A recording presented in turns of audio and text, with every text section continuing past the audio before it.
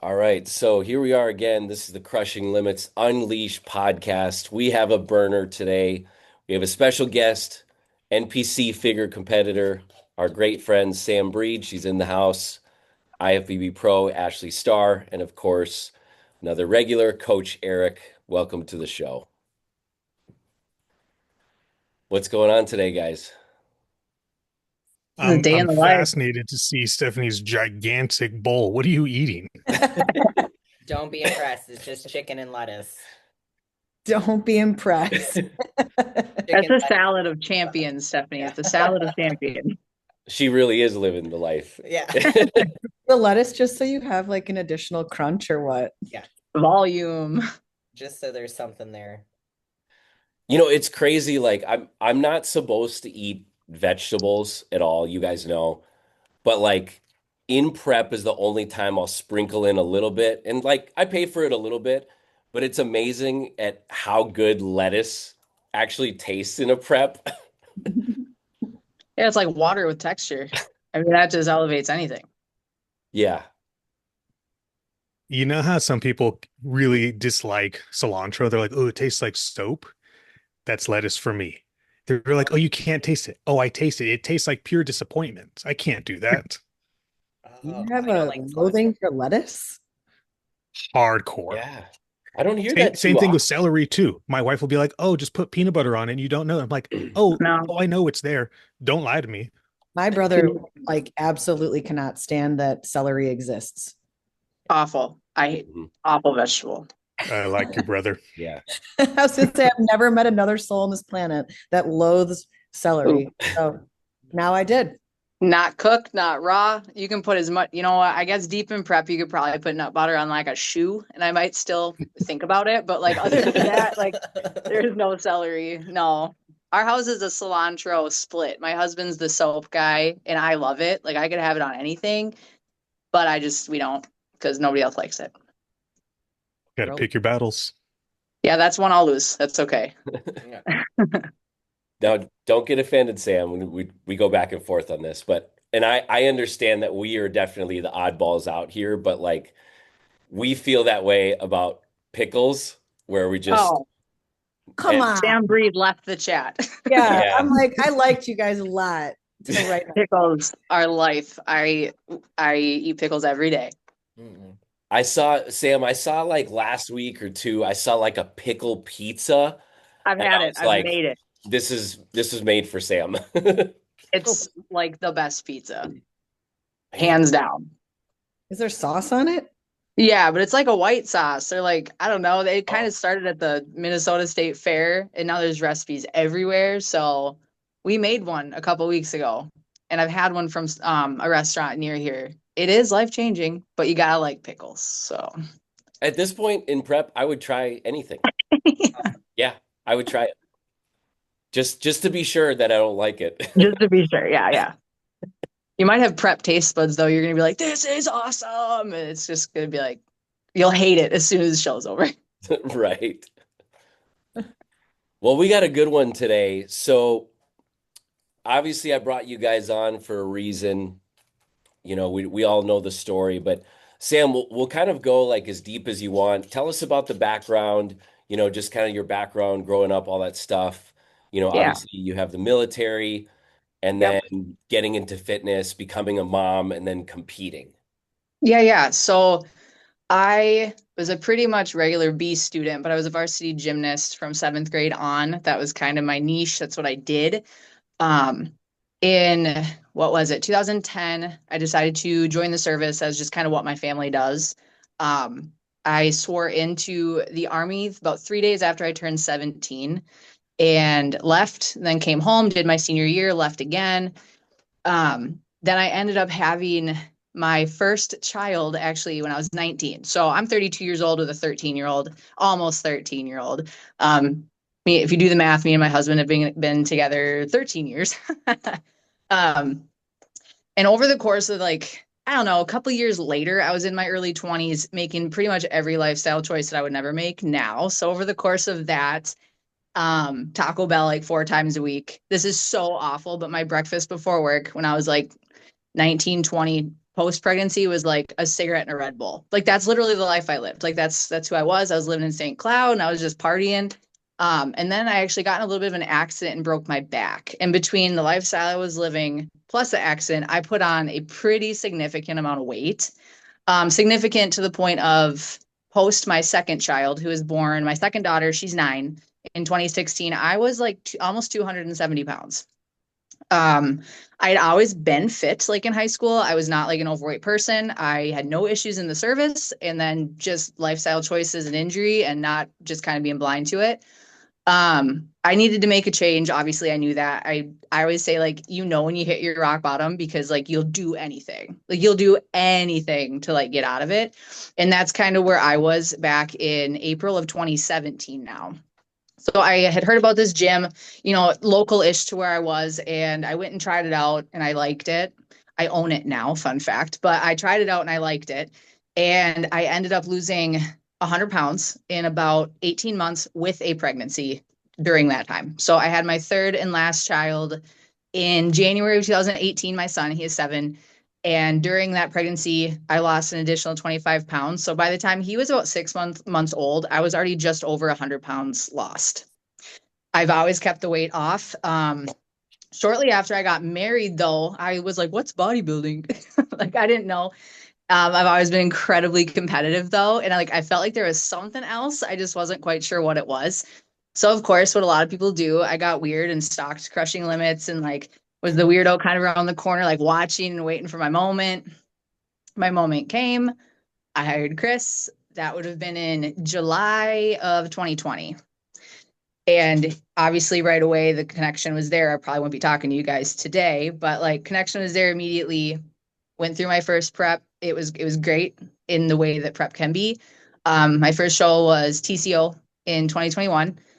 I took first in novice, second in my class.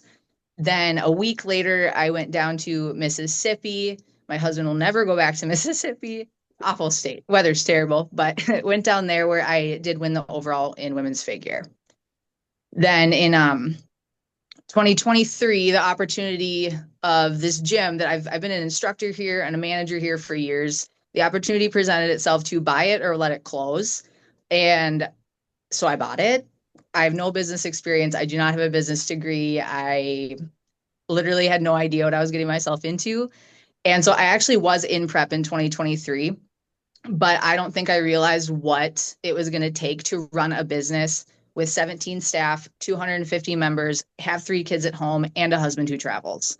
So there was just a little too much on my plate. So me and Chris together made the decision to pull out of that show. It was the best option at the time. And I've just spent the last couple of years doing my thing, living life a little bit more on the balance side, but keeping my goals in check. Me and Chris have been in communication about the future, and that's where you find me present day. Yeah, love it. I mean, that's incredible. Just dropping 100 pounds, Yeah. On your own after the lifestyle changes, the pregnancies. I mean, that's just that in itself is pretty unheard of, which is amazing. Thank you. I think it's pretty cool that you pulled yourself out of what you considered your rock bottom, because I feel like a lot of people can't recognize that situation. And then it's more just excuses that are made than anything, versus just looking at yourself and saying, all right, I'm really being an idiot right now and I'm mistreating myself and I need to do something. I don't think people do that enough. Mhm. No, it's really easy to not see it for what it is, I think. And I think one thing in my benefit was I had not been overweight my whole life. I was incredibly active. I knew exactly what I was missing to an extent, right? I knew what life on the other side was like. And then I see myself, April 2017, and it was just like debilitating, because it just that was not my normal. And it just happened so fast. I mean, really, all of this weight gain and these issues really came about in like a 4-year period of time. And that was a lot of damage in 4 years, truly. Like what I did to myself, terrible. But I also had super young kids, I'm a young mom, I'm a cool mom. I want to do cool stuff with my kids.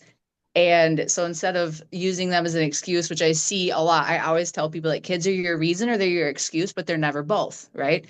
So in my case, I want to be the most active, like fun, exciting parent I can be and raise like great kids into adults. I can't do that if I hate myself every day. I can't do that if like my cup's not full. So we filled the cup and then we overfilled the cup and now we're filling it again. Right? Yeah. Awesome. That's Yeah. a really, really big thing about not utilizing the kids as an excuse. And that was like a really big thing that I wanted to go over. I don't know, Chris, I don't even know if you know this part of the story. I took full custody of my daughter when she was about 4 months old. So from that time until she was a little bit over three, it was just me and her against the world. Mm. And so making sure that you can dedicate time to yourself is so crucial. You need that little bit of an emotional break, so to speak. Mhm. If you don't put yourself forward, you're going to end up with the resentment. Oh, my life was so much this before I had the kid. My life was this before I had the kid. It's a continuation. Great. Now I have a little friend to go and do these fun things with. It should never be looked at as like, oh, I used to do all these great things, but now I have this kid. Cool. They're coming along with me. They're coming along for the journey. Now they're my sidekick. So making sure that you include them, not it's not a burden. I think a lot of people see it as, oh, I can't do these things, but it shouldn't be looked at as a burden. You're their motivation too. You got to show them the ropes. Show them, look, this is what happens with hard work and discipline, and great things will happen. Start them young, and they'll thrive. Mhm. Absolutely. I hear from a lot of my clientele that's like their 50s, like getting like 40s and 50s, and their kids are graduated from high school and college. And their biggest thing they tell me is that like they regret that they started later focusing on themselves and they can't go backwards. And so I utilize it for me and my younger clients to try to tell them, like, learn these lessons. We have people around us that went through this already and are telling us exactly what we shouldn't do. So why are we not listening to that? Because somewhere along the line, kids became, like you said, a burden, where I don't understand that because my son goes with me everywhere. Yeah. So That's so key, like you guys were saying. One of the things to, you guys will probably have, feel the same way on this. And I'll share a really scary fact, actually. So you guys know this is my 23rd year of coaching. Um, and for anyone that doesn't know, we coach everyone. So we coach, anyone from just want to lose 10 pounds to someone that wants to be an IFBB pro, right? And we've always done that. And the craziest fact that I have is to this day, of course, over the years, over 2 decades, I've had many people, get pregnant, this and that, or plan a pregnancy.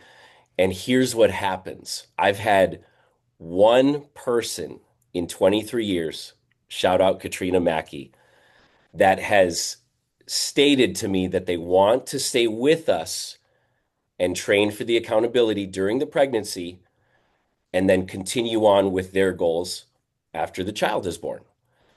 And so many have said that to me, because people get pregnant all the time. People are having families. This is a normal thing. We're humans, right? And I mean, just in this last year, I've had multiple women say, "Okay, all right, here's what we're gonna do. We're gonna be accountable, this and that." And then as soon as their due date comes up, it's this and that, an excuse. And then the frustrating thing for me, Well, most don't even make it like more than a month into the pregnancy, and they're like, baby's yeah, got to eat. yep. Pregnancy is hard. It is. I mean, pregnancy is super hard. I would not say it's easy, but it gets really easy to, oh, the people that hate me for this, but like pregnancy is a great excuse to do nothing. Like nobody questions that. Nobody questions you if you're pregnant and doing nothing, right? So, I mean, it gets really easy to stay in this really comfortable bubble where you're treated very, very well and you can kind of do as you please, eat as you please, and you get safe there, so it's easy to not want discomfort in any place for some. I had a different experience. So, leading into my pregnancy, I was super active at the time, like athlete. And then I stayed doing it my entire pregnancy. My last workout was on a Saturday and I gave birth on Sunday. And I had an awesome pregnancy. I felt amazing. I had an easy recovery. I had a C-section and had an easy recovery from that. I never had cravings. I felt great. And I really think I try to tell people, I think it's the work I did leading in and staying doing that. There's a connection there. You know, you Yeah. can't get healthier pregnant. You can change habits, but you can't fix everything that happened previous. If you do it before then, it's going to be a way different situation. Yeah. Yeah. I would agree. Unfortunately, I think most moms are doing nothing leading in. And that's why it gets easy to continue doing nothing during and nothing after. You know, and blaming all this weight gain because you had a kid 7 years ago. Well, let me just say, I was not at a point in my life where I was living in a bigger body because of my kids. It was because of me. My pregnancies, I gained 20 pounds with my first kid. It was gone in a month. I gained 11 with my second kid. It was gone in a month. I lost 25 with my third. So all the issues, like, they weren't from pregnancy. That was from life choices. But again, everything can be an excuse when you're pregnant. Everything. And that's kind of the world we live in now, though, you know. But I agree with you. Your story with your child is similar to my last one. I worked out on a Tuesday and I had my son Friday. I had started having contractions Wednesday, so I didn't go. Thursday, they were starting to get worse. Didn't go. Friday, he was born. And that was the best recovery I had. And he was also probably my healthiest baby at birth, I should say. My deliveries were not great, but his was the healthiest. It's awesome. Yeah. Yeah, that's awesome for you both. Just hearing, two different perspectives and the similar outcomes. I think for us too, like we all know people, whether it's friends, associates, family members, people at the gym, where it's like you don't have to be in bodybuilding, but it's like obviously everyone knows you should have health and fitness at least somewhere on your plate. But it's like it's frustrating when you see people and kind of like Sam was alluding to, it's like it's been 7 years and like I hate to say it, I hate to be blunt, but it's like you've literally thrown your life away because of a pregnancy and you literally flushed your dreams down the drain because of the kids. And that's great. Everyone wants to be a good parent. Like it's human nature to want to be a good parent, provide everything. But kind of like what Eric was saying, like where at what point do your dreams just get burned? You know what I mean? I think Well, I like think, you said yeah, go more ahead. though, like don't apologize for saying you hate to say it. Like I don't think women are hearing it enough that this is something that should be just regular, not a taboo that you're being healthy into pregnancy. I just think it's been like so dumbed down and sugar coated for people and like truly it shouldn't be. I think I think go ahead. I think going back, this kind of ties in, but like when you were talking about your children not being a burden, where are your priorities at? Like people, I would die for my kids. Would you live a healthy and meaningful life for them though? Like, would you do that? Like, this might not be everyone, but this is what works best for me. My kids are not my priority every day. I'm my priority. Doing what I absolutely must do for myself. After that is me and my husband. If we are solid, my kids are solid. If we are not solid, my family is not solid. My kids are after that. Me, my marriage, and my children. And women throw all of their attention and every spare moment and thought into their kids, and then they wonder why they're unhealthy, they're unhappy, their marriage is failing, and their life is in shambles. I see it all of the time in my line of work. And that right there, that order of importance, if we could just go back to that, that could be completely obliterated. Like it would not be a problem anymore for most, in my opinion. It's Yeah, just like like being on an airplane. You got to put your mask on before you can put the other person's mask on. Exactly like that. Yeah. Absolutely. But there's so many things that happen with after the birth. And thankfully, due to the beauty of the internet and just more people truly wanting to learn, there's so many things that can be done to prevent and help with the postpartum depression and all these other things that come with it. You've got this crazy, huge, imbalance of hormones. So you've got prolactin going one way, you've got progesterone going one way, estrogen, testosterone, everything is going, like LA traffic. Understanding what's going on inside your body and how to address these things makes that postpartum tenfold better. And at least you can get ahead of any kind of potential issue. We've all seen people that just went completely batshit crazy because nothing ever got put in check. And I'm not saying, oh, you got to do blood work every 3 weeks and be on top of it. That would be dope, but that's not a realistic approach for most people. But understanding inflammation control versus inflammation suppression, are you feeding yourself proper nutrition if you're breastfeeding for proper milk supply?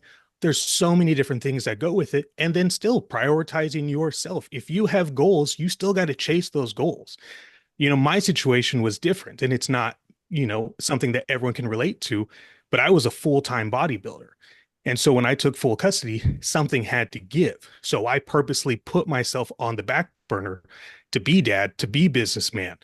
And I never went back to that, which, full transparency, it was really emotionally rough. I mean, there was years I was just angry. Like, here I am just giving my life away, but it paid dividends. And now, circle back, I can make time for me. So it wasn't a forever stop. Sometimes you just have to redirect things. So don't let it be just, oh, I put it in the garbage can, my life's over. Now I have stretch marks and no, I'm not cool anymore. You can still be cool. Mm-hmm. Yeah, absolutely. And like, Sam, me and Stephanie talk about it all the time. Like, you have 3 kids and they behave like very, very, very well. They Yeah, have they know. manners. Yeah, they It know what's doesn't, up. yeah, it doesn't take a long time to figure out, oh, these kids have direction in their life. So like, I know Ashley made a post after she had turned pro, about some of the shit talkers saying, oh, this isn't good for I Cameron, saw that. this Yes. and that. Yeah. And it's like, no, that's actually the complete opposite. This is good for your children. You're showing them structure. You're essentially, you guys are role models. Mm-hmm. Yeah, some of the things that people say, I'm sure you get it too, Sam, but some of the things that people say are just asinine, to be honest. Because here's the thing, here's the difference. My son is watching me purposely look at what I'm eating and is it matching to my goals at the time, and how, like, what quality that I'm choosing, at the store and at home. He's watching me, even though I don't want to do something, I'm going to do it because it's getting me somewhere else in the long run. He's watching me deal with some really mentally exhausting battles, physically exhausting battles, and learning how to control these things. And then the list keeps going. I mean, it's insane. But then you have people who think it's okay where you're just like binge eating shit, or you're out on the weekends drinking. I don't care about people's drinking habits, but like, if you're only doing that around your kids, that's what they're going to think is normal. So why are we normalizing not caring at all about yourself and just going crazy? It's like sometimes the things people say, I'm like, what are you talking about? It's like the upside down. No, I agree with you. I feel like I got a lot of hate because I have daughters. Not recently, not in a long time, but a long time ago, years ago, a lot of hate about when I actually, and pre-bodybuilding, just losing the weight. And I would like keep up with my progress on social media because that's like what all the cool kids did. I was like 20 something, so I wanted to be a big deal. And people would always wonder like what that looked like for my kids, that I'm dieting relatively hard because I didn't know how to diet. So I just dieted hard, like in my version back then. And was working out all the time, and I was super proud of my progress, and people all concerned about what that was going to do to my girls. And I was like, my girls they're fine. If that makes sense. Like we don't have issues that like people would think that we would have like in my home, but that's because I'm teaching them about health. My children aren't like dieting to get on stage. My children still eat Cheez-Its. You know what I'm saying? Like they have a normal life, like a normal child's life, in maybe a healthier variety than what you would see most of the time. But I mean, you walk through any school district anywhere, it's really, really sad and depressing to see these children that are, I mean, their lives are being ruined by their parents' decisions, not my kids and my choices. And I feel like people are in the upside down with that a little bit. And it's really easy to hate on somebody that makes you feel inferior. Whether we're doing anything or not, if you feel inferior to, for whatever reason, the only thing they can do is talk shit. And it's really easy to hurt a mom's feelings. It is. I mean, all you have to do is question her parenting and you've hit her right, right in the nuts immediately. So if somebody wants to get you, that's what they do while their child is sucking down their third small fry at McDonald's. So I mean, I hate that for you. I hate that for you. I saw your post about that. It's so disappointing. It is disappointing. I think that's a really good word for it. Just from anybody that wants to go out of their way to say that to somebody, it like, why actually is really just it. Why? Yeah. I don't Also yours. Like, yeah, I don't. you're at my house. Like, what do you? Yeah, and like my son, he's eating the Cheez-Its and the fun Yeah. things. He gets a fun dinner every week, but he also is learning. Like I was just saying, we did something right because the other night he was screaming from bed 2 nights in a row. First night yelling for protein milk, which would be his Fairlife chocolate milk, core power. So that's a win. He's yelling for chocolate milk. And then it's like 10 o'clock and he's yelling for shrimp. I'm like, I have to feed him the shrimp. I don't want to feed him shrimp at 10 o'clock, but how do I say no to something he's clearly learning and watching happen? I eat weird times, weird things. And so I'm like, we're doing something right if this is his normalcy. He's not screaming for a bowl of ice cream at 10 o'clock. He would if I gave it to him. But I think, like, my opinion, I think it's better parenting and showing more love to teach healthy habits and to raise healthy kids versus just feeding them processed food, feeding them pizza, feeding them, all junk. I get kids have some fun, like that's normal. Absolutely. But I see a lot of kids, like when I'm out and about in the stores or, anywhere in public, and there are kids, you look at them and you're just like, they're unhealthy. There's no muscle tone. They're just soft, overweight. It's, and is that setting your child up for a bright future? I agree. Or are you setting them up for embarrassment when they're older? Because kids are mean and they make fun of overweight kids, or health issues, or struggling to lose weight because they're unhappy with how they look. I'm sure the statistics there, I don't know them, but I'm sure the statistics are pretty high of some mental disorders as well Mhm. when they're dealing with the depression and anxiety because they're not like their classmates. Mhm. Yeah. I'd be interested to see those actually. The I would depression too. issue is pretty wild because when they started really exposing the short as well as the long-term detrimental effects of the food dyes, especially yellow number 5 on how that interacts with depression, it's really, really wild. We've been dye-free in our house for maybe 2, 3 years now, and I cannot begin to tell you the difference that it made. So my daughter's 11, and the complete 180 in because you'd ask her, you'd be like, do you feel like you're in control of your emotions? You're having a meltdown for no reason. And she'd be like, I don't feel like I'm in control. And it took maybe about 6 to 8-ish months to really solidify it. And now very, very well mannered, very in control, no weird meltdowns for no legitimate reason. You can totally see that the quality of skin has changed, the bloating in the face. It's not like we ever ate bad, maybe a couple high sodium things here and there, but Mhm. it was dramatic. It was such a big deal. A gentleman named Cade Powers, he owns Grit Sports Collective. He reached out to me and he puts on these training camps. He has a lot of professional athletes from everything from baseball, basketball, you name whatever it is. And he has these camps for it. And it's a fantastic thing that they do. And so I said, whatever you need from me, I'd love to help because it's for the kids. So it's on there. I don't know if it's still free or not, but I did write a nutrition booklet designed for kids. It's to be read by the parents, but the opening statement is that the food should never be used as a punishment. That you're instilling these lifelong lessons for these children to help them to understand that the food that they're putting in their body is fuel. And as long as they are understanding what this fuel is doing, they can make those educated choices and it sets them up for success at a very early age. So if any parents want to read that, I do. gritsportscollective.com. I want it. I want to read it. Yeah. I'm going to write that down. So that guy, Cade Powers, he's doing some really, really cool stuff with the kids. So it's really neat to be a part of. mean, that's what I do with Cam. I give him a plate and I like quiz him, like, hey, do you know what your protein is? And sometimes he We do points to that. the wrong thing. Yeah. Sometimes he'll point to like a French fry and he'll say that that's the protein, but that's like such a good learning moment for him so that I can teach him what that is. Or I have him choose, okay, you need to choose a carb, you need to choose a fat and choose your protein. Simple as that. And he's just being able to identify things so that when he's old enough to conceptualize it, it'll make more sense. We do the same thing. It's literally the same exact thing.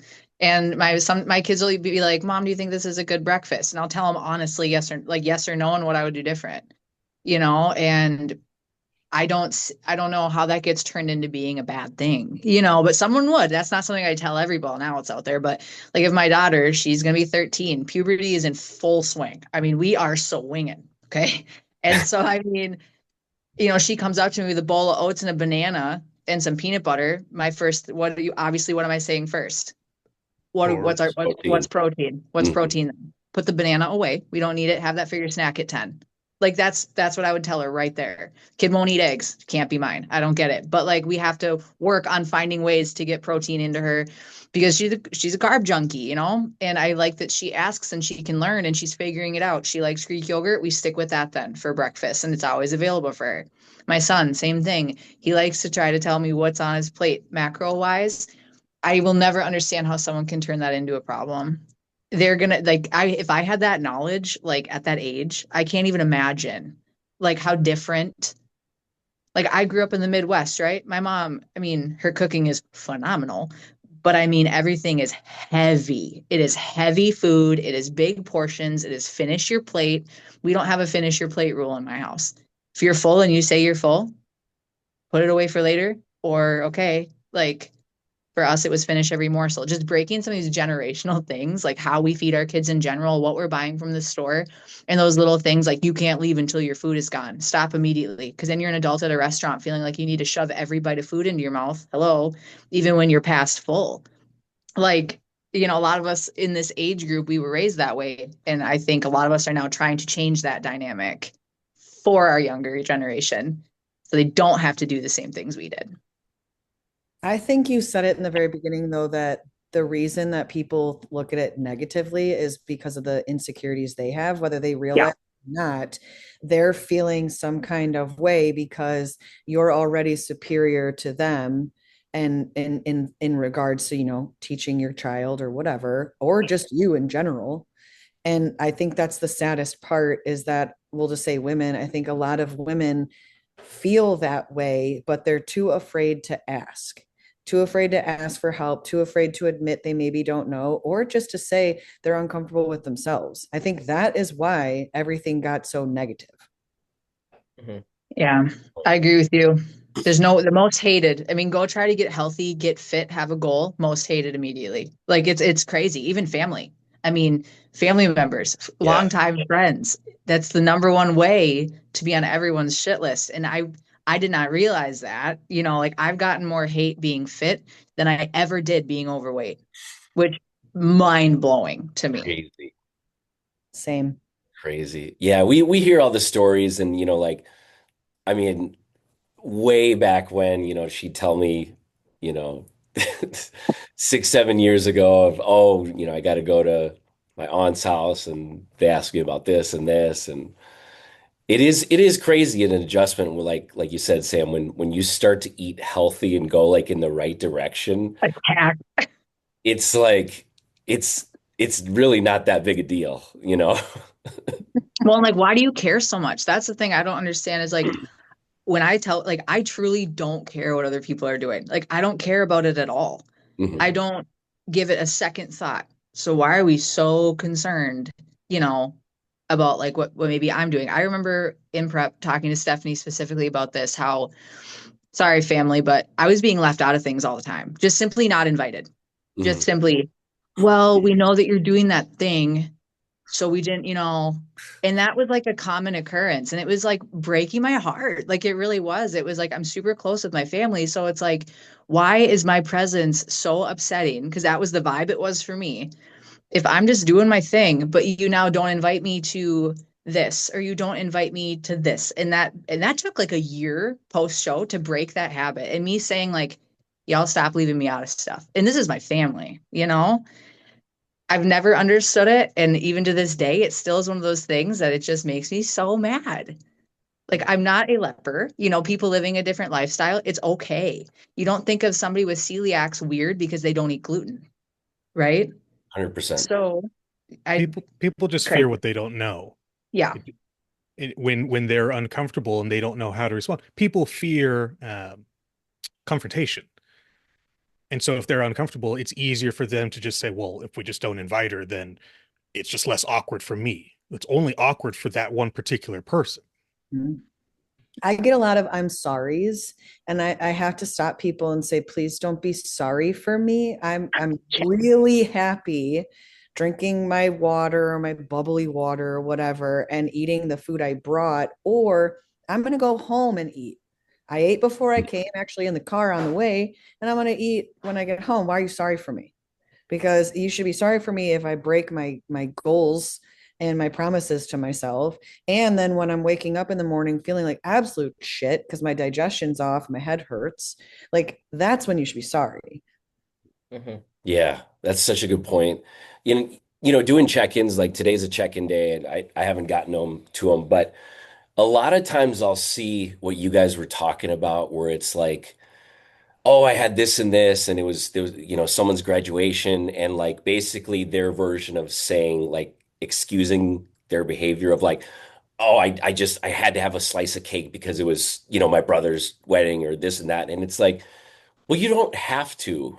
If they really, really, really support you, they're gonna say, hey man, like, don't have that piece of cake. You have your meal. Hmm. I want you to win, all that stuff. So it's like it's frustrating hearing that because no one should be, like you said, no one should make you feel shitty for doing anything, for eating healthy. But at the same time, it's also on them too, where it's like, no, you had a choice and you gave in because you're weak-minded, period. Hmm.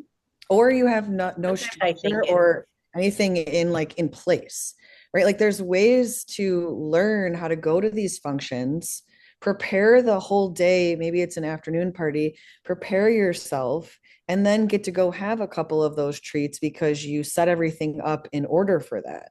But Mhm. people don't want to spend the time to do that, and they don't want to have to deal with it when they're there. Yeah. I think Hashtag balance. I think I found a lot with my family when I first started all of this. It was a lot of just not understanding, miseducation. It was always, can you have a cheat meal? Can you have this? They weren't trying to pressure ever. My family's been good about like if I just bring my meal and eat, they're like, oh, okay. But they just didn't understand at first. Or like my mom, like I remember my first prep and my mom was just like, you're skinny enough. You don't need to lose any more fat. I'm My like, I mom don't think too. you understand. My mom too. Yeah. You know what's funny? My mom was my family. I love my family to death. My immediate family, let's say, and they had a really difficult time because they didn't know, like you said, that this was super new to them, and my mom was worried about my health, and so she was the one that was like the most anti my showing, I would say. And it's funny because if you flash down the road to when I just won this pro card, she was the only person with me. She Mhm. flew with me across the country to go to this show. And because she's been paying attention to how she's seeing other things, she's Yeah. seeing how much better of a person I'm becoming. She's seeing that I actually eat better than she does and that I eat way more than most people do. And so it was funny for me for her being the biggest resistance. And now she is the biggest supporter. I think it boils down to them actually learning versus just immediately judging. Yeah. Yeah, that's awesome. I know just on that brief FaceTime, like I could just tell like she was just so thrilled. She was a mess. She was crying. She was an absolute disaster. She's like, sorry, I don't have any pictures from the crowd because I was like this, and like her phone was everywhere and she was Yeah. crying. And I'm like, this is a crazy turn of events, mom. But not enough people are willing to actually sit back and ask the questions. Mhm. Why are you choosing to eat this instead of that? How are you, whatever. They just excuses. They don't want to do it. Yeah. I mean, I enjoy seeing the outside perspective because when they see the food, I don't know how you guys do it. I put my meals in order. So it's like meal one, meal two, meal three. And I have athletes that refer to them as this is my first lunch. This is my second lunch. I'm like, that sounds crazy. If you were just walking by someone, I'm about to have my first dinner. What? That's not normal. Mhm. I just call them by numbers. Otherwise, I'll forget what Mhm. I had and what I'm supposed to be having. Yeah. Mhm. I just have one question, Ashley. Does Cameron eat the steak and eggs? I just love steak so much. And my parents got chickens, so I just get awesome eggs all the time. So it just like works great. But he does, but his is separate. If he Okay. wants steak, he has steak, but he won't have steak and eggs, and he will not eat them if it's not like no eggs after breakfast. That's his breakfast. Oh, He's okay. he's strange in that regard where he just refuses it. So, steak has to be at dinner. It's just Yeah. kind of how he is, but he will eat Okay. it. No, no further questions. Staple around here. Come on, that's how we get the muscles. I know. So I want you guys to kind of talk about because obviously, like we talked about, for the listeners, not everyone is looking to get on stage, or compete for an overall or a pro card. What does your training look like? Because you both alluded to that you were literally training, Ashley up to, one day before she had Cameron. What did your guys' training, consist of? And what do you think, let's just say, what do you think the average fit American woman, how should they kind of line up their training as they're kind of going through this new process? I know I can speak for me and my personal opinions, but when I was pregnant with Cameron, I was doing far more than what regular doctors would say. I asked my doctor at the time, like, what are my limits? And she said, don't lift heavy. And I said, okay, well, that's a question you have to go deeper in because I was deadlifting over 300 pounds at the time. And I was like just squatting stupid numbers. Like I was just very strong Mhm. and I wasn't bodybuilding yet. And so I needed her to go in depth of what you believe heavy is. And her answer was like just insane. It was like 25 pounds. And I'm like, well, I'm not going to do that because I think I'm going to go backwards at this point if I do that. So it just started becoming if I'm feeling weird tugging, pulling, if I'm getting like extra fatigued and exhausted, if things just felt wrong because I know my body, that's when I would pull back. So I actually was like still hang cleaning, power cleaning, sprinting hills. Like I was still doing everything that I did up until birth. So Mhm. I have a different viewpoint on that. And I try to tell my women, you do not have to pull back. You don't have to go, oh, because I'm in my first trimester, I can't do what I'm doing. It's actually if you weren't doing it already, don't start doing it. Mhm. Sure. Don't add in the crazy things. Continue to do what you're doing and just taper down when necessary. If you're deciding you're going to start exercising when you're pregnant, then then it's just going to be a very traditional, I think, lighter weights, and then just get your body moving and find what you like. Because I think at that point in time, if you're not finding what you like, then you're going to end up having issues and then you'll quit. But I don't follow necessarily. I mean, I follow information and things I read, but I just really think it's going to come down to what you were previously doing. Yeah, that's a great point. I would agree. My doctor said the same thing. With my first two, I was lifting super inconsistently. There was no consistency. Like I was not doing much of anything. It was my third one. Small backstory to that. So about when my second child was 6 months old, we lost a pregnancy and one of my fallopian tubes. And so I was down to one. We knew we wanted a third baby. So that sucked really bad. And we'd actually been trying for about 5 months until I joined a gym and decided to lose weight. 2 weeks after I joined this gym in 2017, I got pregnant with my son. So of course I go to my doctor and she's like, well, you've been trying for almost 6 months now and you start cleaning up your diet. You've been working out for a couple weeks relatively intensely. She's like, keep going. Like she's like, you're already down like a decent chunk of weight. Like keep going. And I was like, okay. So what I would do different this time was I was definitely, Chris, you'll be shocked. I was overtraining a lot over my pregnancy. I was doing a lot. And it's because I just wanted more and I wanted more and I wanted more. And I was like, didn't want to go backwards, having a baby again. It was also my third one. So I figured, you know, fourth pregnancy, like if something's not quite right, I very much trust myself to follow my judgment and make the correct call based on that. And we had no issues with his pregnancy at all. He was completely healthy. And I missed in my first initial story. I also had a hysterectomy when I was 26 in 2019. Short, I don't know, it was like 8 months before I joined the team. I had everything removed basically except my ovaries. And I just think if you know your body and you know if it's going good, if it's not going good, you should know. And if you don't know, you need to be educated.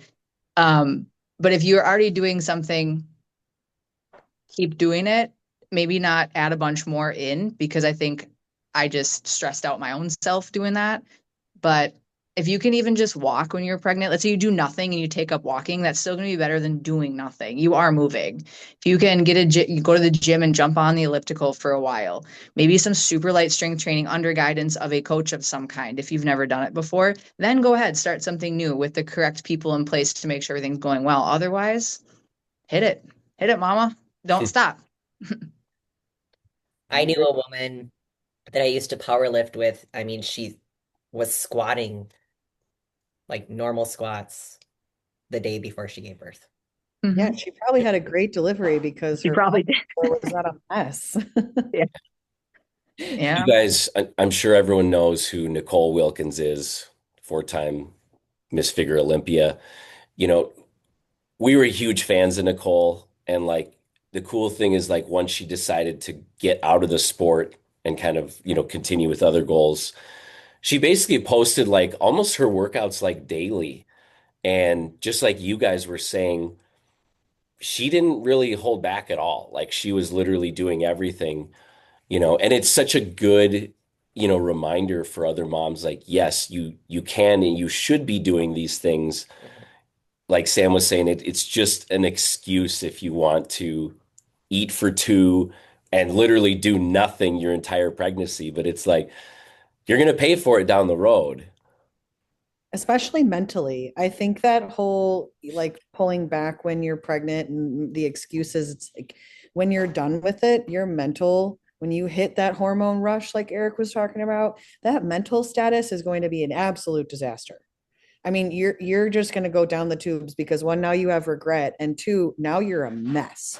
And it's going to take a lot to get back, and nobody wants to do that. Mhm. Yeah, I was gonna chime in real quick. So thankfully you guys had good pregnancies that you were able to work out and things like that. For people that are watching that have not had a child yet, who are considering starting a family, you should know that there is the possibility, it's not common, but it does happen. And my wife is going through it right now. She has HG, which is it's essentially very, very aggressive morning sickness that doesn't ever stop. And I saw the emotional side of it, from going from being a champion powerlifter to then barely being able to go from one side of the house to the other without throwing up. So that emotional setback is really hard. And as a spouse too, it's very hard to watch someone you care about start to go down that, because there's nothing that the spouse can do other than be there to comfort. But that's a really important thing, is to still show up and be there for that emotional support, because they don't feel awesome. They're not going to feel awesome. And there's nothing that you can really do about it except wait and do the best you can to get them some things that they can consume. You might say like, oh, I really want, Oreos and pickles. And it might sound great. And she might get through one bite of a string cheese. She's like, I'm full. That's it. So just being there and being supportive Mhm. is so, so valuable. And, every pregnancy is going to be different. You might have first one, you're like, dude, this is awesome. I worked out every day. I was a beast. Next one, dude, I didn't leave the bathroom for a week. I'm not a beast. Yeah, it's crazy. They are very different every time. So, think go it's in the there with the intention. understanding of, there are options to help with the nausea thing too.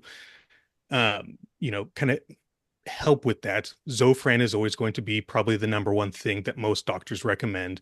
And when you look at it, especially in your first trimester, you're like, well, there's a very small percent chance that it could develop a cleft palate, which the percentage for that is like 0.1%. And there's no even direct correlation with that. The cleft palate is developed from a lack of nutrition. So if you're concerned about that, but if the Zofran's help in the nausea so you can actually eat, probably go for it. So, and there's all sorts of other things too, but always talk with your doctor. You especially find a doctor that you believe in and someone that you trust, because you need to find someone that just like a coach, you got to find someone that's going to vibe with you, that you feel comfortable with, because now you're going to be very intimate with that person for a long duration of time. And you need to understand that, is this doctor putting my health up front? Or is it just, I'm patient number 302 for the day and get out of my office? That's a really good point. There's two sides to the pregnancy, but I hope you have a great one. I do too. Now, talk to us about, obviously, like Eric was saying, every pregnancy is different. How did you guys set up your meals? Like, was it just kind of like Eric was saying, where you just get what you can in, or did you guys have a structure? Like, let's talk about that a little bit. Let me think back. I was just learning how to track macros like right before I got pregnant. So like that year previous, I was just really getting into dieting because I was just a regular sport athlete previous to that. And so I tried tracking through pregnancy. Now I will say, when I wanted to eat a bowl of Lucky Charms, I ate the bowl of Lucky Charms, but I was still trying to make sure that the good stuff got in via tracking. So I was just using it as a way to keep getting better in that regard. But I also gave myself a little bit of grace to know I am pregnant and I do have other feelings and things going on. So like restricting myself at the time, I think would have been detrimental later. Mhm. Then you start getting those eating disorders and the disordered patterns of things. And so I was looking at it on that perspective, but I wasn't coaching yet. Like I just started coaching, but I wouldn't consider myself like it was my job. So I think I didn't know enough if I to do it now, like when we're going to do this, it's going to be a whole different situation. But I don't think, if you're a person that thrives on structure and routine, then maybe continue, if you're tracking, to continue doing that, because that keeps the emotional element out, but with some wiggle room to just be a person. Yep. Yeah, totally reasonable. The keeping things in, go back real quick. If you were a caffeine drinker, like if you like coffee, you're like, oh, I'm pregnant. Oh my God, the internet says I'm not supposed to have caffeine. If that's what you're used to doing, don't stop, because the caffeine withdrawals during that first trimester will wreck you. Yeah. The medical people will say that it's 200 milligrams per day. But granted, caffeine sources do different things. Caffeine from coffee, caffeine from tea, caffeine from a pre-workouts, they're all going to interact with the body completely different. But if you're a coffee person, keep it going. It's very, very important. Yeah, good point, man. I How think about you, that's the Sam? topic itself, honestly, is what the world is saying you should and shouldn't do versus what's actually okay. Not like one size fits all either. Like it's yeah. What did I do? Well, again, I was 18 when I got pregnant with my first one, and I was still in the service. There was no like pattern to my eating. It was just like stuff that I would eat in the chow hall, which was whatever they were serving that day. There was no pattern. It was just food. When I went into my second pregnancy, I was around 200 to 215 pounds. So I was like, okay, I got to really not gain a ton of weight. So I was tracking nothing, but I'd cleaned up my diet. And then with her pregnancy, I only gained 11 pounds. And then she was an 8.5 pound baby. So, I mean, really, we kind of broke even with that one. I'm like, okay, but I was still overweight. That was the problem. So, I mean, with my son, because I right at like 2 weeks after I started trying to like change kind of my life is when I got pregnant with him. I was tracking very diligently.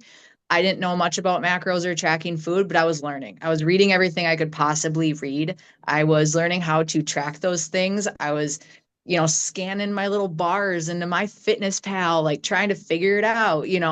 And I felt like I had control, and I think that was nice. I think I needed to feel that way because you start to change your life, and I thought I maybe would never get pregnant again. So when I found out I was like, well, crap. I kind of went from like, all right, like I got to lose weight, I got to get healthy to, oh my gosh, we've been so blessed. Like we are going to have our third baby. Like this is amazing. Um, and that's the pregnancy where and I asked my doctor at one point, like, is this okay? Because every doctor's appointment, I was down 2, 5 more pounds every single time. And she's like, keep going. You have it to lose. Your baby is fine. He's gigantic. So like keep going. And it just felt really great at the end to know that like I listened to her, I listened to my own body, I felt good. And then as soon as he was delivered, we just kind of kept on keeping on. I think that's so cool that you were in a weight loss scenario when you got pregnant and were able to continue to choose yourself, obviously under the guidance of the doctor, but you continued something that people won't even do not pregnant. Mhm. Yeah, like when I get my claws in it though, like that's one of those things, like as just personality trait. I was so dedicated to like not being where I was at, where I'm like, well, as long as she says we're good to go. Just for other moms that might listen to this, one thing that I would change that's really big that I was thinking I was going to say today, no matter what, I had an awful time with my milk supply with my son. And I do believe that is a direct correlation to dieting pretty hard as soon as he was born because I wanted to keep going. I had lost weight through the pregnancy. I was back at the gym the second I could be, and I was hitting it really hard. I was dieting really hard, and my milk supply was non-existent. And I had previously been like an actual cow. So like I knew that there was something different there. And his delivery and pregnancy was the healthiest. So just being aware or had I had a coach, I think maybe we could have avoided that. Had I had somebody with that knowledge, like, hey, you are breastfeeding your child, you can't be burning through everything you eat. To do that, especially when you're feeding, a 9.9 pound baby who's in 3 month clothes, like they are going to eat a lot. So I would say for women that are on a journey, if there ever is such a thing for them during pregnancy or they're starting it up like right after delivery, you have to have a coach or someone that understands that, especially if you're very adamant about nursing your children. You cannot just go back to like this insanely low calorie strict diet. Like, or at least I would highly recommend you don't do that because my milk was gone in an instant. It never was quite right after him. Yeah, last year I was able to work with a client in Texas, Lucy, and it was pretty cool because like right after, she had been in contact with us for gosh, months before we knew that she was gonna actually sign up and do the prep. And like you were saying, Sam, just with the nutrition and everything, she was able to breastfeed up until about 7, 8 weeks out from her show. And I mean, she showed up, you know, pretty damn lean. She looked That's amazing. amazing. Yeah. Yeah.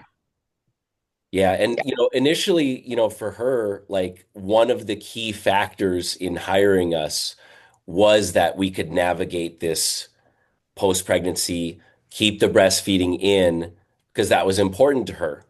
So Hmm. it's one of those things where, like you said, Sam, you have to hire the right person that's going to actually listen to those needs and guide you through it. I mean, I just didn't know, like knowledge is power. And I didn't know. And when I talked to my OB about it, at my it was like 6 weeks postpartum, I was down almost 26 pounds because it's like I lost 25. And then, of course, the week you deliver, you just retain an insane amount of water. So then all of a sudden in a week, my weight jumped up like 8 pounds, had him. Then 6 weeks later, I was back down like 25 more. And she's like, honestly, this is probably what it is. She's like, you're not going back to the gym, you're dieting really hard.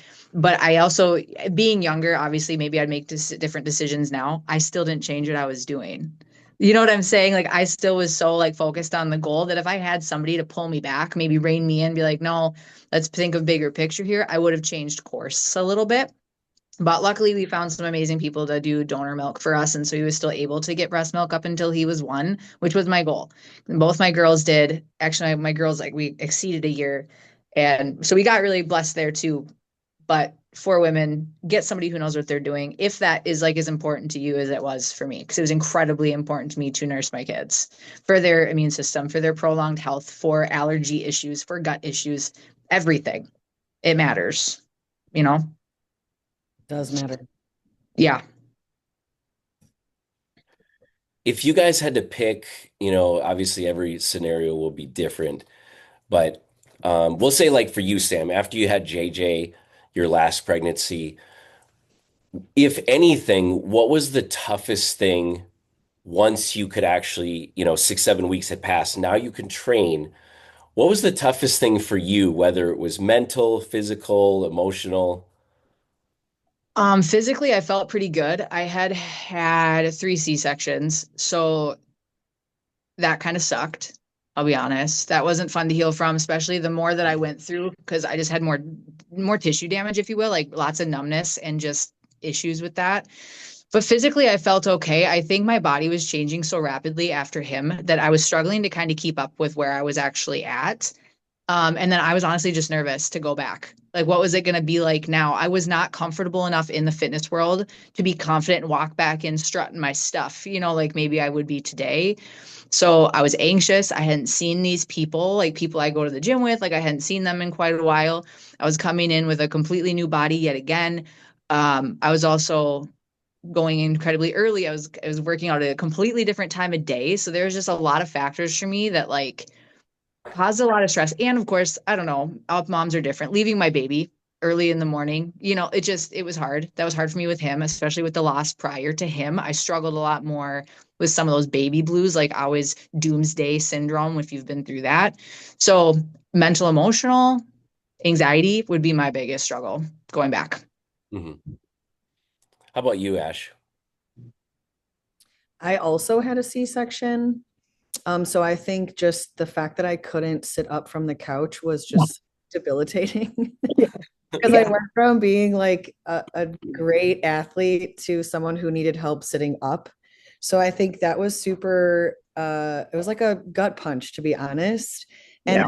I also, and I know a lot of people struggle with this, but I had just this wicked body dysmorphia 24/7. And so when he was born, I was seeing something that I had never seen on my own body before. And I think between physically not being able to sit up and then the drugs they were putting me on for pain were just making my anxiety and depression spiral. And then I couldn't get him to breastfeed properly. So then I was getting the crap from the doctor that I was doing it wrong. The lactation consultants. It was just like, I So think everything was jammed together so awfully that it made it seem like it was just an impossible task.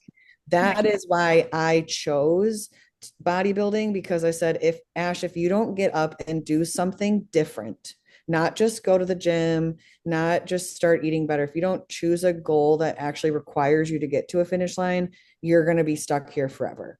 And so that's how I found that, because I was spiraling down so negatively. I didn't even want to walk into the gym. And it was a private gym. It was the trainers only. I was a GM at the time. And so I could have locked the doors and nobody been there. But I was judging myself so harshly that I needed something else. And I think maybe that's a piece of advice I would give the postpartum women is get a goal, not lose my baby weight. Get a goal that's larger than losing weight. Yeah, that's a great point. Because I think that's what I was focused on so much, where I was like, man, I remember my doctor, she circled on my chart that I got pregnant at 155 pounds and I gave birth at 205. But I didn't gain all that weight until the very, very end, just, how it went. And I remember her circling it like big on the chart. And she's like, you need to watch what you're doing. Oh And my gosh. and yeah, it was awful. And so I think I was already feeling like I was in a bad place. And then I'm seeing a body that isn't performing and looking at all the same. And so you chase this weight loss, and that's also just a misery cycle. Because we all know, like I know we all know that postpartum, you're not going to see heavy weight loss right away if you're living the healthy situation for you and the baby. That's not the focal point. Mhm. But that's like every woman's dream, I guess, is when they're done being pregnant, is to lose my baby weight and some more. Get back in my pants I wore in high school. Like it just, I think I had a recipe for disaster. Yeah, the unrealistic expectations too. Like same, I immediately just wanted to go back to my journey. Like I would just wanted to go back to doing what I was doing. And I think also like I think women have a really unrealistic expectation. Like you did just have a baby. You just brought a life into this world. Your body went through an insane amount of change. I mean, I have stretch marks, right? I have a massive hip to hip scar from all three C-sections plus the hysterectomy. I have a couple other scars from when they removed my fallopian tube. Like these are things that got added to my body over time. And so seeing yourself for the first time, one, you're not going to look normal for a while. Most people know it takes a while for the uterus to get back to the normal size. So you still look pregnant when you leave. But just having not realistic expectations, like you will probably not look exactly the same ever. And that's okay. Like I had no stretch marks and now I do, on my abdomen, with a scar to go with it. And if you don't, and it's easy to say now, I'm not a hormonal cocktail, I'm not postpartum, but I wish, again, you had a coach, for example, or you just were more open with your doctor, like just understanding that things aren't going to be the exact same, but that's okay. Like that's okay without you being so hypercritical, like women in general, which we just are, but a little bit of slack is also, I think, necessary after bringing a life into this world. Mm-hmm. That postpartum life is not a linear Oh, progression. It, no. as great as that would sound, it's not. You're going to have ups and downs. You're going to have, maybe one, maybe two steps backwards before you can go forward again. And I work with a lot of postpartum women. And one of the things that we do is really rebuilding the core from the inside out to prevent the split ab. I see a lot of women that they're like, okay, I cranked out this baby. Boom, let's start prepping. I'm like, no, we're going to slow it down. We're going to rebuild you. We're going to make sure that you are healthy. And then we'll develop a baseline. And then we will work on prep. But right now, you got to rebuild yourself from the inside out, because if you rush through it and you end up with a permanent split in your abs, you're not going to be happy. And it might not get you marked down on, a scoreboard for being on stage. But if it's not something that you're used to and you see it in the mirror, I guarantee you're not going to be thrilled with it.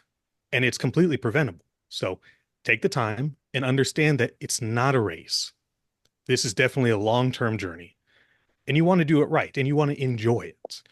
These moments go by so fast. You think, oh, the pregnancy was 9 months. Well, you hit that 9 months. You're like, oh, shit, we're done. I didn't take enough pictures. Just slow it down. Enjoy it. I think the chronic need for the dieting right after to lose the weight is what takes women away from being present with the fact that they have a new child that they get to learn and understand, and the child gets to meet them and learn them. And I think it just completely takes away the beauty of what that part of life is. They can work cohesively if done correctly. My opinion. Great point. Mm-hmm. I think I was caught in that. I think I was caught in all the, depression fluctuations and, things, but I don't feel like I was as present with my son when he was an infant that I would like to have been. You learn, you grow, and you change. But if I was educated sooner, if I knew things before, I think it would have been a whole different situation, no matter what age I was. Had it been available and it was a more mainstream thing for people to have coaches and doctors who are teaching them and encouraging the healthy pregnancy, not just, watch your food, but like an actual active healthy pregnancy, maybe even mental side of things, it would have been a lot different for me. Did you Agreed. guys were you guys pretty active like with supplements, over the counter related supplements during the pregnancy? Was that something that was given guidance to you, or were you just kind of winging it? I was just in the prenatal vitamins, that's all they tell you. Yeah. Take this Folic prenatal acid. Yeah. vitamin, and that's all I really knew. I was drinking BCAAs and things like that because I had them previous, but a lot of those things people are taboo and say you got to pull everything out. It's not safe. And so, no, I had absolutely no guidance or education or anything at all. No, buy prenatal, take folic acid. That's it. That's the extent of it, what I think I was told. Yeah. Yes. I feel like I have this conversation all the time now that I'm meeting more and more women through the different pregnancy journeys and whatnot. And I think it's probably to the point where I need to just write an entire ebook and put it out there for free. Yes, do it. Yeah, you should, man. So Help us. the automatic two things that you absolutely need when you're going through a pregnancy is not even so much for you, but it's for the development of the brain of the baby. Choline and high amounts of DHA. So when you get a fish oil, you want to make sure that it's very, very concentrated. If you can stomach it, it's not for everybody, but fish eggs have a huge amount of DHA. Not everyone enjoys the texture. Not everyone's, pinky up fancy, but choline, DHA, huge. What it does for the fetal development, game changer all day. So those are the top two non-negotiables for sure. And there's a huge list of other things too, and replacing the folic acid with folate, that's like a whole other conversation. But now I'm thinking about it. I'll write it. I'll put it out there for free. Yeah, that's huge, man.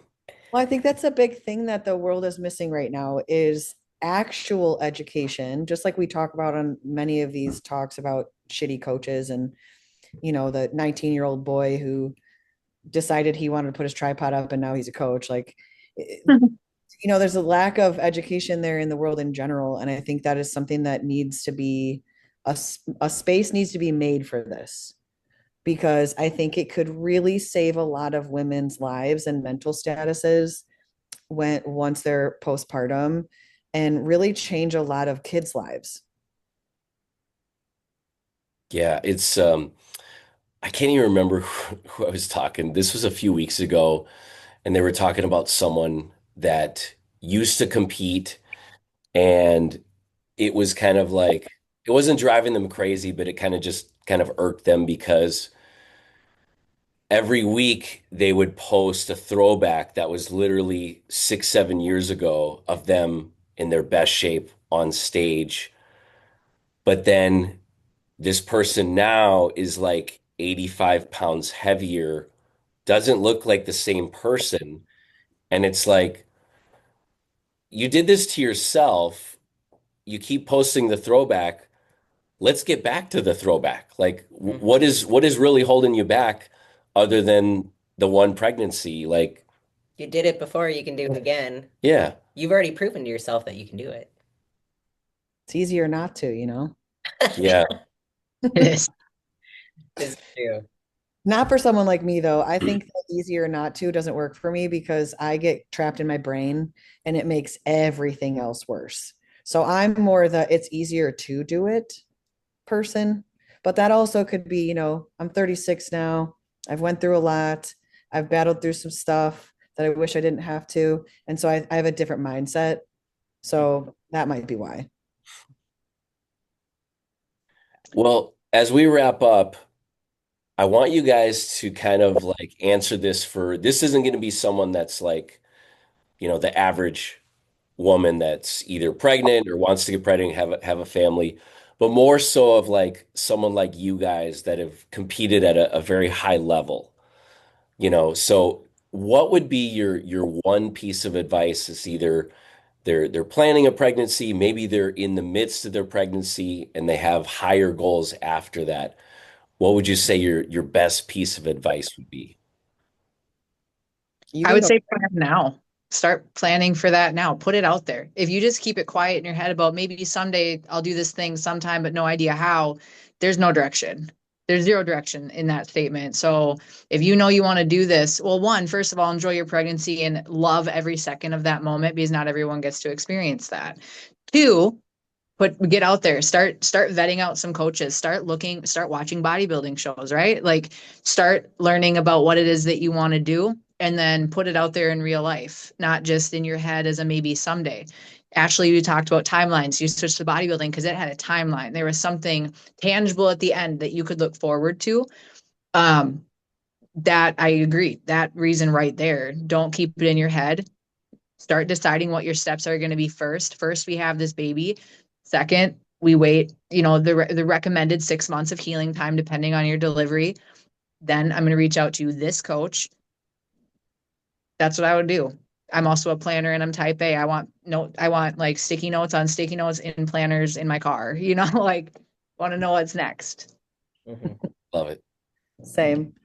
I think if their ultimate goal, let's say, is to compete, I think it would be critical to immediately start researching and interviewing coaches. I don't think people interview coaches enough. I think they need to have questions, that they want to ask these coaches in regards to, this is my plan. Like Chris, we talked about this for me. I'll use me, for example. Mhm. I want to win my pro card. Then I want to get pregnant, still train for a pro show, and then continue on with my pro life. That's what I want to do. So what are we doing now? Already planning that.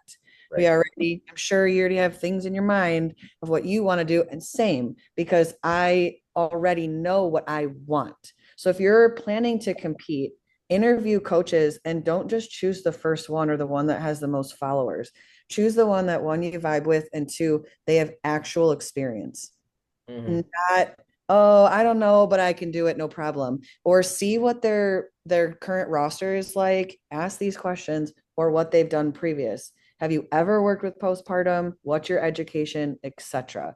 Then you need to go with that person that you choose to make the long-term plan. Make the short-term plan of, I'm trying to get pregnant or I'm pregnant, and then what's after. And then you have this in place and then stick to it. That is what I would suggest. I did not do that leading into pregnancy, lack of education here, but this time obviously is different. And so now I think all that mental, emotional stuff will be a lot easier to deal with. Just because, I have systems in place and I have a support group in place. The right people that are there to help you, like Laura was saying, the right education around you, the right plans in place, and then the place where you can fall and melt into pieces, and then they can pick you up in the right direction and go. But I think if you don't do that like way in advance, or you just jump into someone random, or I'll wait till when I'm done being pregnant, you're already setting yourself up for some negative stuff. Yeah. So key. Structure is going to be your best friend postpartum. And if you're thinking about starting a family, or you're already in the process of being pregnant, start working on a schedule for once the baby is here.